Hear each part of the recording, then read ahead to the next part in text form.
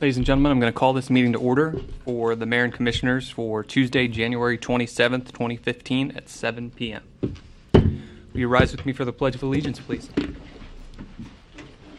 I pledge allegiance to the flag of the United States of America and to the republic for which it stands, one nation, under God, indivisible, with liberty and justice for all.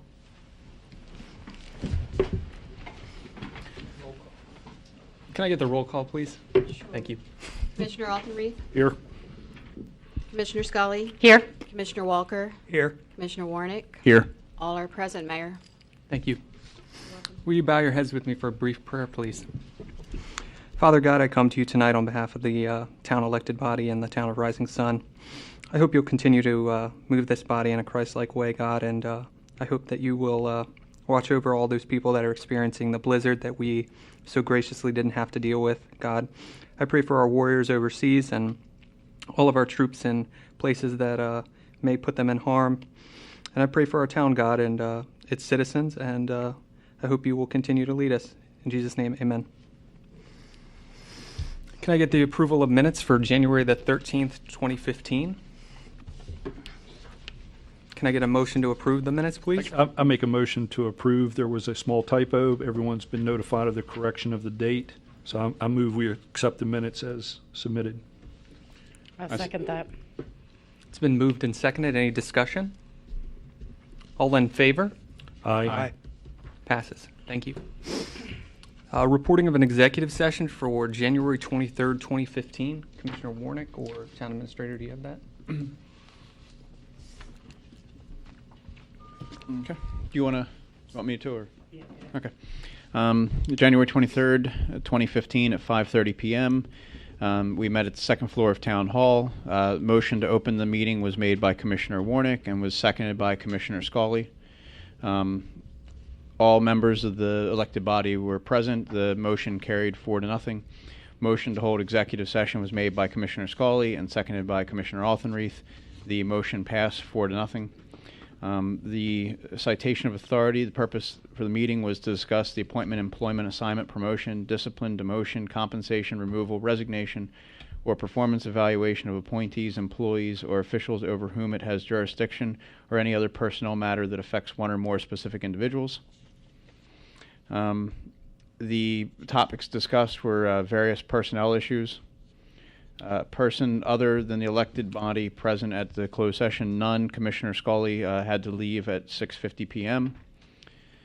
The motion to seal the minutes was made by Commissioner Walker, seconded by Alan Altenreith. I'm sorry, no actions were taken. The vote was 3-0. The leave executive session, Commissioner Walker, seconded by Commissioner Altenreith. The vote was 3-0. And to adjourn the meeting by Commissioner Walker, seconded by Commissioner Warnick. Vote of that motion was 3-0. Meeting adjourned at 7:10 p.m. Thank you, Commissioner Warnick. We have no public presentations tonight. We also have no business meeting items. So could I get the citizens' input, please? Thank you. Dee, you'd like to speak tonight? Yep.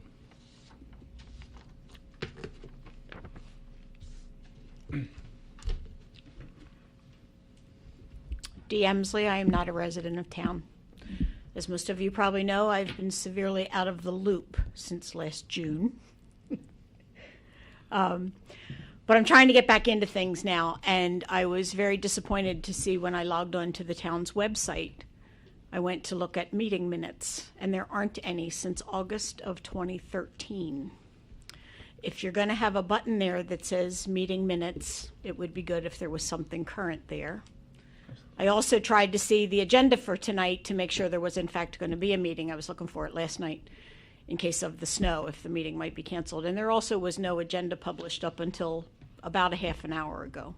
So, again, if there's going to be a button for an agenda, there should be an agenda there. Absolutely. Thank you. Thank you. Anyone else would like to speak this evening? Hearing none, we will move into, I'm going to actually let the staff go ahead. So if Mrs. Wagner would like to go ahead. The chief had an emergency, so he will not be here tonight. So my prayers are with Chief Peterson with what he is dealing with this evening. Okay, you will notice in your financial statements that you have 2 months because we didn't have a second meeting in December because of the holidays. So we're going to go to the yellow tab, which is the governmental for November. Hold on a second.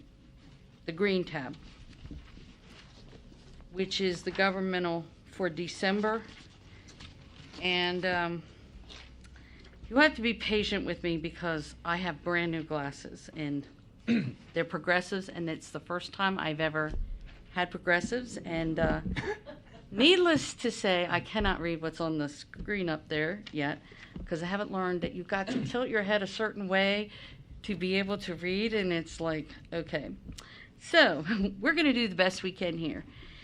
The cash is about $168,833.55, and you have receivables of $327,623.38 of taxes and service charges. You have total assets in the government of $712,650.79, and you have a liability of money that is owed to the proprietary fund of $49,469.70. You have unrestricted funds of $653,454.84. We are halfway through the year, and if you look at page 4, you'll see that we have about $1,186,090.46, and we have spent $779,259.43. So right now we are positive of about $406,000, which you realize we get the majority of our money at the beginning of the year. And so the more important thing is to go to page, you can look if you want to at each on page 6, 7, and 8, and you will see your individual areas: general service, police, planning and zoning, public works, and you'll see budget to actual. But we're just going to look at the overall numbers on page 8, and you pull it out.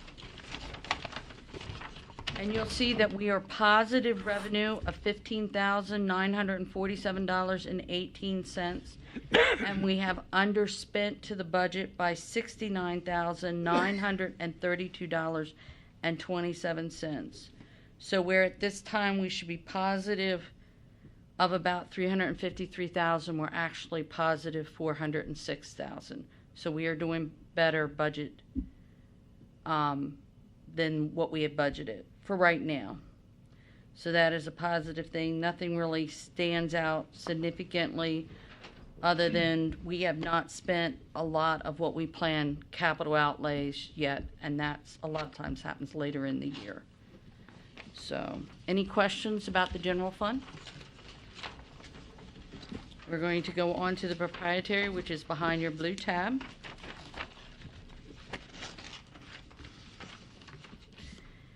And you will see that we have about $509,561.88 in cash and cash equivalent.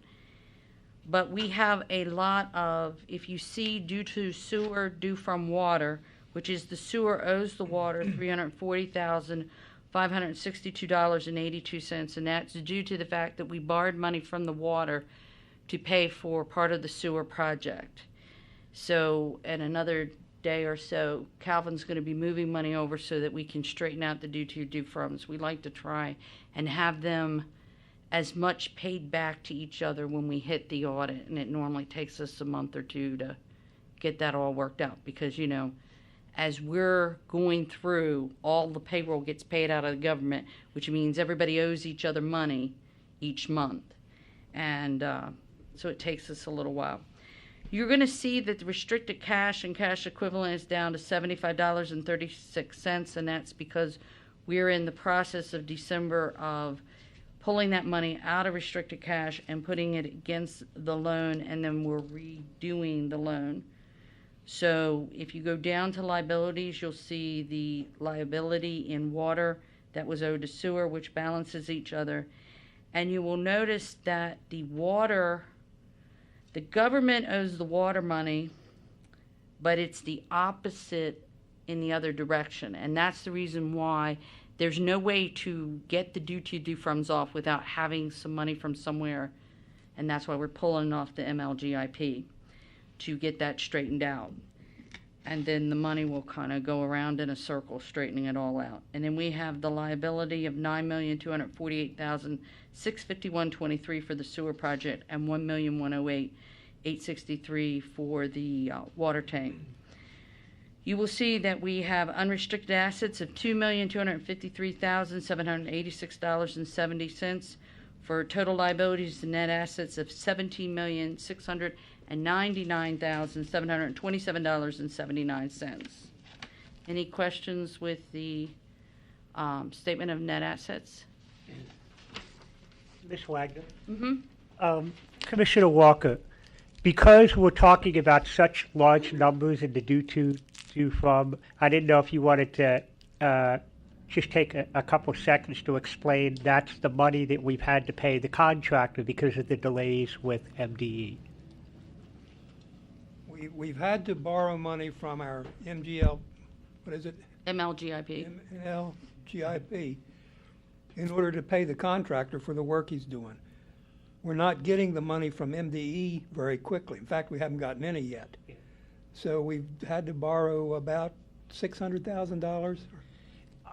We're going to be out a total of $900,000 that we're supposed to be getting back from MDE any week now. And this isn't on our end. We're requesting it. They're just not giving it to us. And Right, that with we enough time. submitted the proper paperwork to be reimbursed or be paid our grant. The state, I want to be careful how I phrase it. They're not real quick in responding to us. So what the town has had to do is front this money. Now, if that keeps happening, we're going to run out of money to front with, which is why I sometimes get so excited about what we spend. Yeah. And we have for a couple of months, we've been using our own money. We haven't gone into the savings that's, sitting at PNC. So, now we're to the issue that we can't keep doing it. We don't want to end up with a $500,000 plus sitting on the books that we borrowed from the governmental to pay for the sewer project.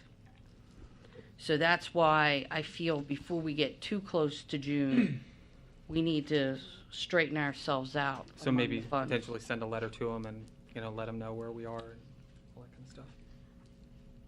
You want us to send a letter? No, I'm not saying you. I'm saying on the town. Yes, it would be nice if they would move. If you will look at page 4, you will see that the total revenue year-to-date for the first 6 months is $613,696.02. We've only spent, now, this is a little deceiving, because you realize that the interest on the PNC loan was all capitalized. So we have more cash flow going out, and all of the construction is capitalized, which means it doesn't show up in these expenditures. It gets put on the balance sheet.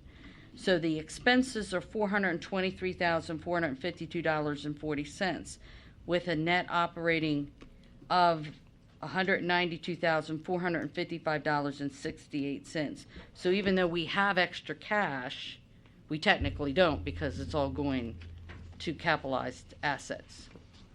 Any question there? Okay.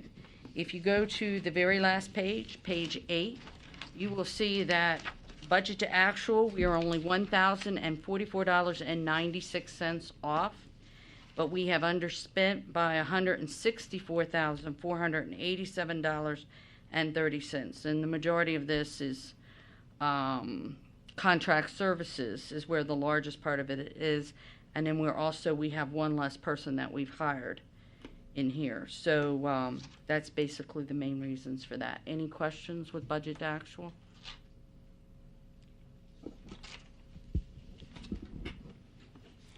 Thank you. Thank you. Thank you, Ms. Wagner.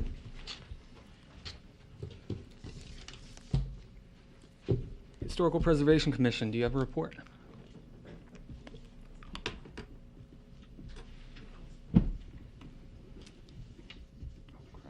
We're back in session. Of course, you all know we were out of session in December. We had our first meeting here in January, and we're making plans to what we're going to do for the rest of the year. Other than that, we're still looking for new members, and we are discussing the possibility of a newsletter. So with that, that's all I have, Mayor.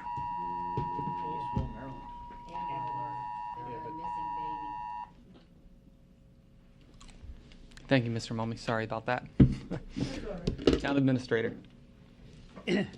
Thank you, Mayor. I just have a quick item that you have on your desk. It is a proposed resolution to modify the fee schedule for the town. This is not something that I'm asking you to consider for a vote tonight, because you're just getting it before the meeting. What this essentially does is, right now, our zoning code, our town codes require the inspection of any non-residential property if the use of the property is going to change or if the ownership of the property changes. It's something that the town's been doing for pretty much over a decade now. However, when we found an anomaly that when we get a property such as an apartment complex or something where the ownership changes, our fee schedule would enable us to charge $80 for every unit. And the original fee schedule was set in motion with the idea that somebody would be coming with one unit to be inspected. We would charge our administrative costs for the application, the registration, logging it in, scheduling the inspection, and doing the inspection. So $80 was the number. But you can imagine if you get a unit with, say, 70 or 80 units in it, that becomes very cost prohibitive for them to be able to do that. But also, it's not very fair because there's no economy of scale in the fact that we are not going to go out and do 80 inspections on 80 different days. If you go into an apartment complex, you could do maybe 5 to 10 a day. And so we're able to cut down on some of our administrative costs, time, whatever, overhead as a result. So this fee schedule that I'm proposing for you basically would take our existing $80 that we would charge, and number one, it would break it down into two different charges of $40 each. One would be for the application and registration, and then the second one would be for the inspection itself. So on item G, and at the next meeting, we could read out, well, actually, I probably should read the resolution now so people know what they're commenting on. Whereas the town located in Cecil County, Maryland, is a municipality organized under and governed by Article 23A of the Annotated Code of Maryland, and whereas the town is proclaimed as a perpetual entity with the right to pass laws, and whereas the town zoning code requires an inspection of all non-residential occupancies prior to the change of occupancy or ownership, and whereas the current fee schedule charges $80 per unit regardless of the number of units involved, and whereas the mayor and commissioners feel that this charge per unit can create a financial hardship on a multi-unit occupancy, and an economy of scale can be achieved when several units in these multi-unit occupancies are inspected at one time. Therefore, be it enacted and resolved that the mayor and commissioners of the town of Rising Sun are modifying the zoning compliance permit fee section of the town of Rising Sun fee schedule in order to provide a discount to multi-unit occupancies that arrange to have multiple units inspected at one time, which shall be modified as follows. Section G of the resolution, property transfer, change of use occupancy certificates is the title. Item number 1 would be application and registration of each unit. A, the first 5 units would be $40 each. B, every unit thereafter would be $15 each. Item 2, the inspection fee for each unit. Subletter A, first 5 units would be $40. Item B, every unit thereafter would be $15. So in essence, what we're doing here is taking the $80, divided into 2 different categories of the delineating the process a little bit more clearly, And then when somebody has if somebody has 6 or more units, the price would drop from $80 a unit down to $30 a unit. So we're giving them a little bit of an economy of scale, and that is from my own personal reference in other places that I've been at.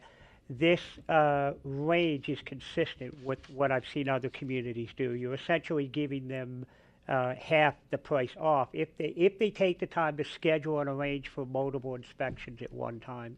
And again, this is just as a result of a recent apartment complex selling and us being required to do the inspections. The number would have been 80 units times 80 instead of 75 units times 30. So it's obviously your discretion if you would like to have that. So that's for your consideration. Thank you, Town Administrator. I have a question.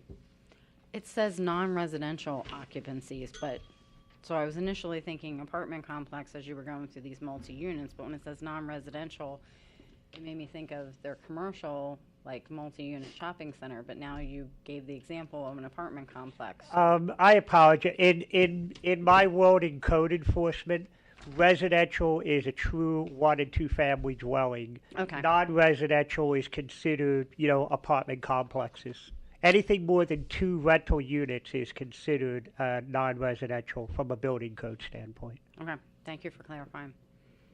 Thank you, Town Administrator. Any more questions for Town Administrator? Hearing none, I will go into the Mayor's report. My report is pretty brief tonight. I had some productive meetings since the last time we met. Today I met with our Arts Council. They have a lot of exciting things that they are planning to do this upcoming year. I am really excited for some of them, especially for the opportunity for our visitors and our residents, as well as some of our kids to be able to come and experience art and be able to display some art. So they're doing a lot of productive stuff, so I'm excited to see what they're going to bring this upcoming year. I also had a really productive meeting with Martin's Food Markets. Martin's really wants to get involved in the community. They asked me in particular to let them know when I have things coming up, and Commissioner Scully will speak a little bit about this, but they have offered to sponsor our police breakfast, which we are going to host this upcoming Friday. I called them and I said, we're doing this police breakfast. Would you be willing to help us out with this? And they said, absolutely. Come get any types of food that you want, whether it's donuts, croissants, juice, coffee, milk.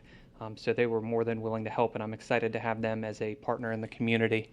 The last thing is I also met with the Rising Sun Tiger Trot. Mr. Jim Boyd wants to have the town more involved this year. I told him that I would have no problem allowing him to put a banner for Tiger Trot out in front of Town Hall, as well as some advertisements. And I told him I'd also help spread the word. April 25th is the Tiger Trot, and you can sign up online as well. It is in the morning, and it is a wonderful event. It helps support the middle school and a lot of their initiatives they like to do there. I did not realize this, but Mr. Boyd let me know that even a small field trip to Kilby Cream, for instance, costs the school around $1,000 just for transportation. That's just for 2 buses to take them to Kilby Cream, which is not even far from our town. I also had a really good it was basically a Q&A. I had a town hall format of question and answers with other mayors this past Thursday at the county building. We basically opened it up and let them ask questions about our community. I really definitely enjoyed that. And people had a lot of positive things to say about the way that they feel that the way things are going right now. So I applaud all of you for that. And basically that's it. So we will move into any old business. Sure. It's not citizens input. No, you're fine. From the Historic Commission's viewpoint, Martin's has been supporting us since we've been in existence. Really? That's great. That's great. Yeah. Denise Durr is the lady that I spoke with. I guess she's one of the new managers that just recently took over there. And she informed me that she just really liked some of the events that we're doing here in town and wants to donate. So, and she said just to let them know. Any old business? Hearing none. Any new business? We'll move forward into our commissioner comments. Commissioner Altenreith. Okay, thank you, Mr. Mayor. First off, several of us attended the Cecil Night in Annapolis, sponsored by the Cecil County Chamber of Commerce. I want to thank them for a great event. And Cecil County was well represented that night, as well as Rising Sun. So we had a really good time there. One thing I want to update you on, last meeting, I spoke about large amount of money we were going to spend with KCI, and that's moving along. We're going to have a kickoff meeting next week with KCI for updating our zoning map and starting on our streets and sidewalks evaluation. A little something for our residents of Bryan's Grace.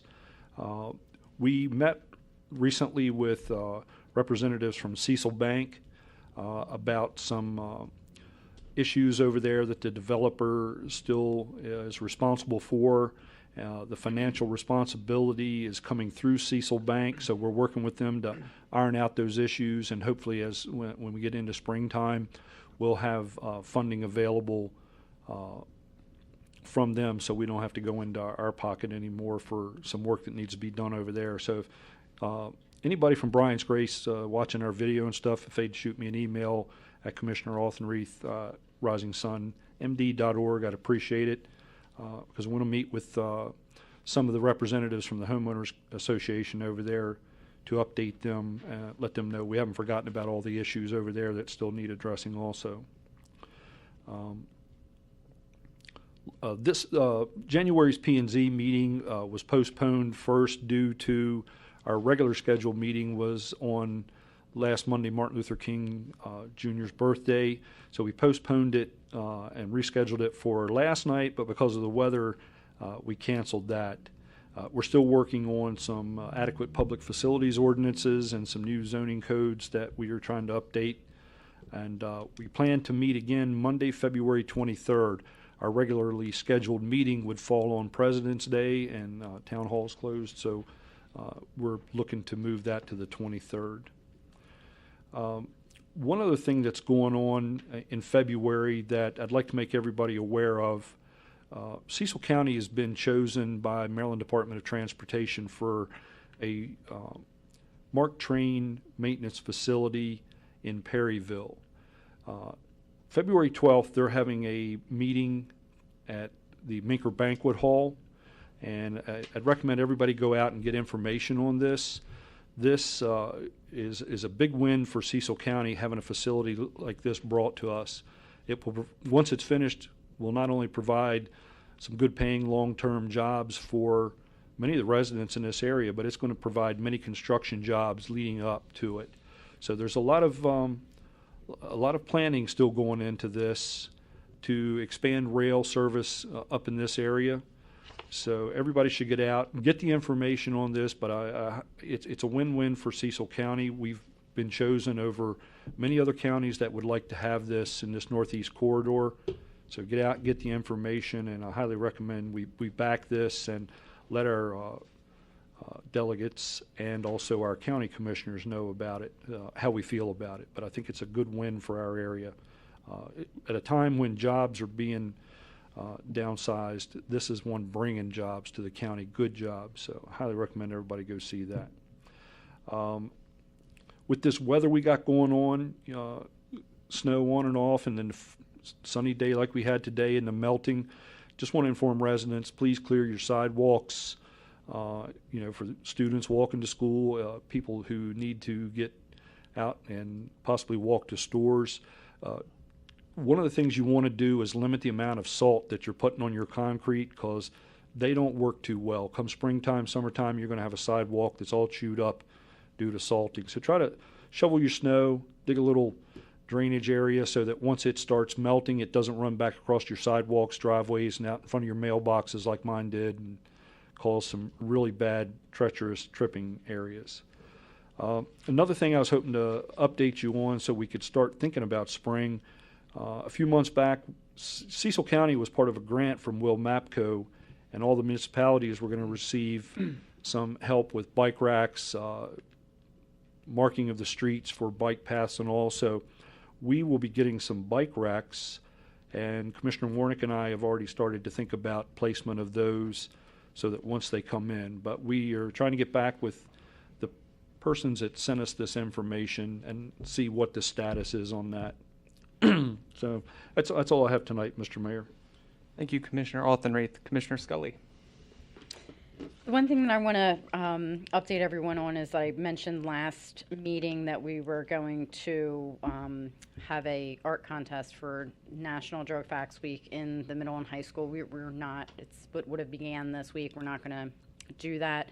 Had some very productive conversations with Cecil County Public Schools, and it's something that we'll do in the future.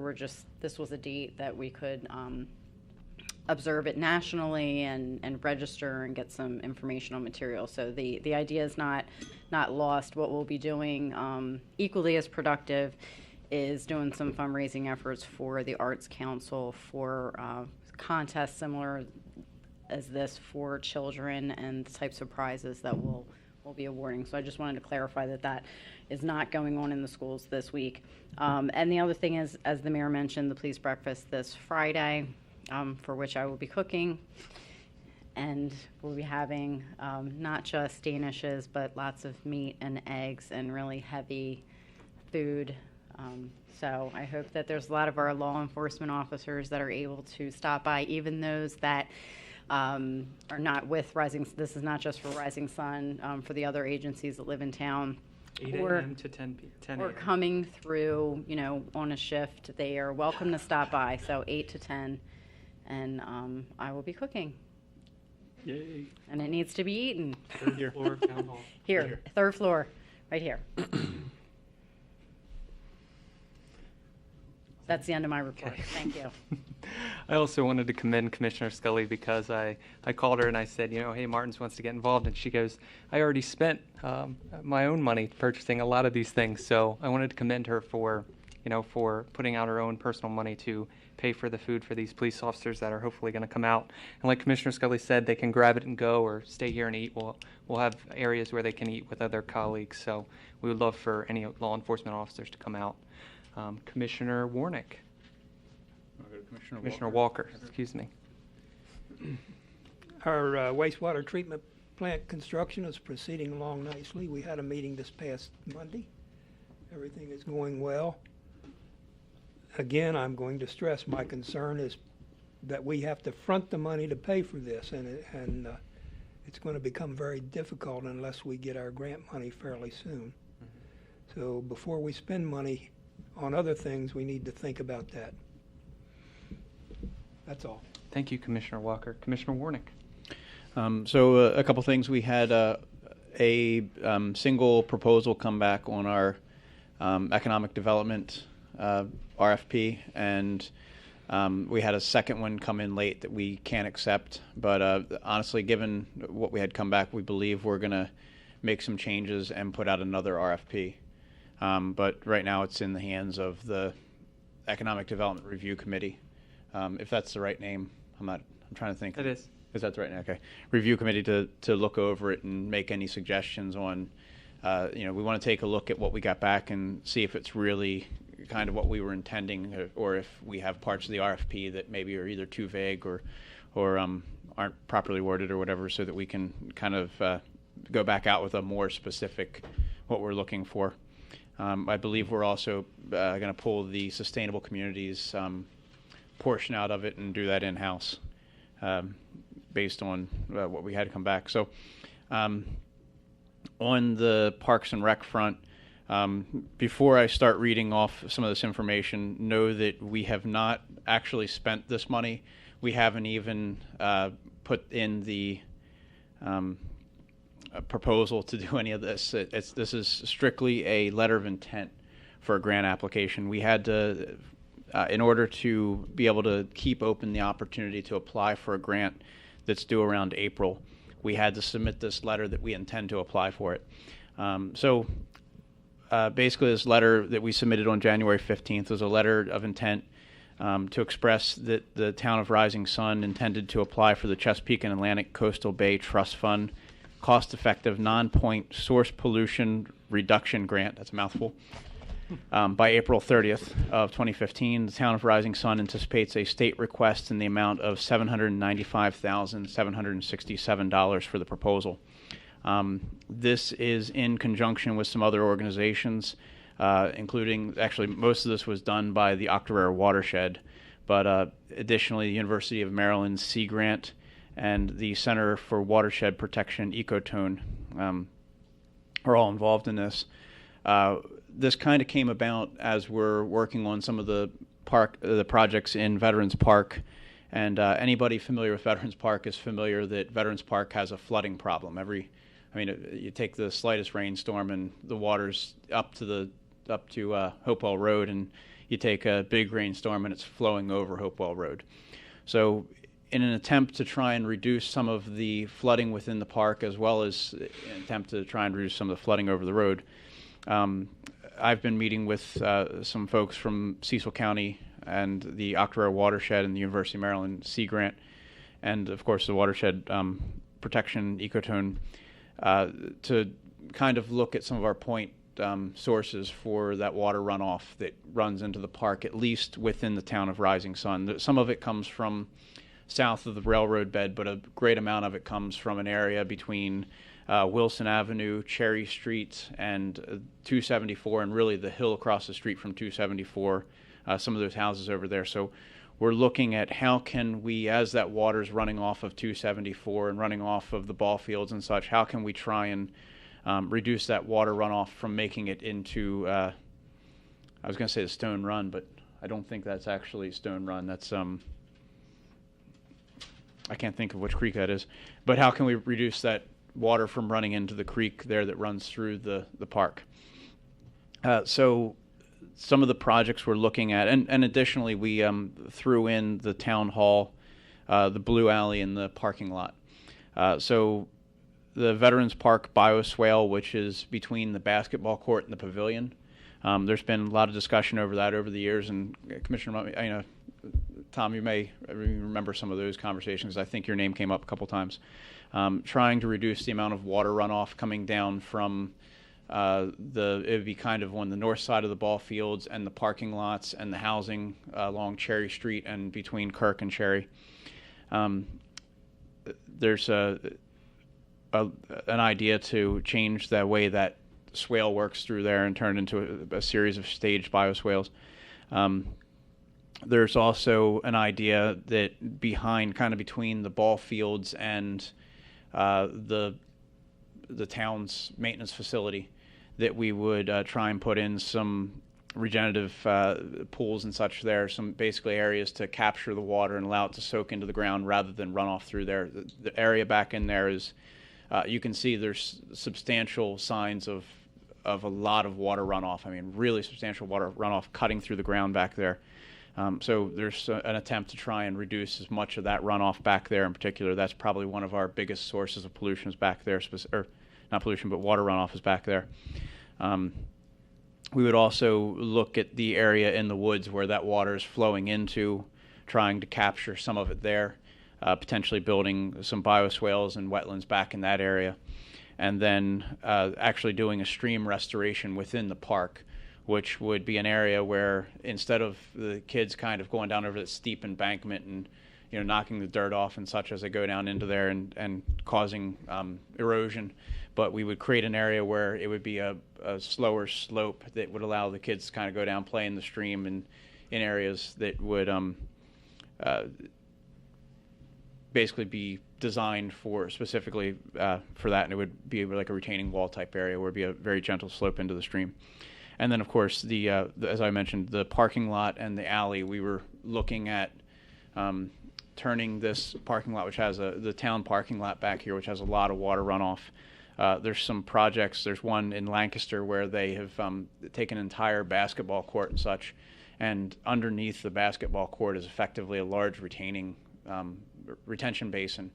We may look at a similar project where we may be able to turn the area underneath the parking lot into a very large retention basin.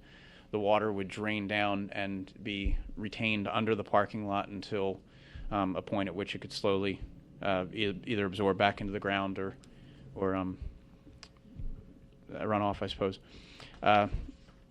So anyway, those projects total almost $800,000. The grant would cover the entire, like the grant that we're looking at would require would cover the entire portion of that, and the minimum amount of the grant is $500,000. So it had to be a pretty big project anyway. So that's why we looked at all these different things. The proposed timeline would stretch from July of 2015 through to March of 2017. So it would be a multi-year project, and that cost would be spread out over the years. We would have to front some of that cost, and then we would get grants to reimburse it. So as much as Commissioner Walker's dealing with, once we get paid back all of that, I got our next project that's going to be a major accounting nightmare for Patty, so, or Ms. Wagner. So that's the end of that, and that's the conclusion of my report. Thank you, Commissioner Warnick. Anything else? The thing that the town is facing in regards to the wastewater treatment plant, if we don't get it completed on time, We won't be doing this. we probably won't be existing because we won't be able to pay all the money we owe. Right. That's why I'm stressed about I understand. how we spend our money. All right. Can I get a motion to adjourn, please? Motion we adjourn? Second. All in favor? Aye. Aye. Meeting adjourned.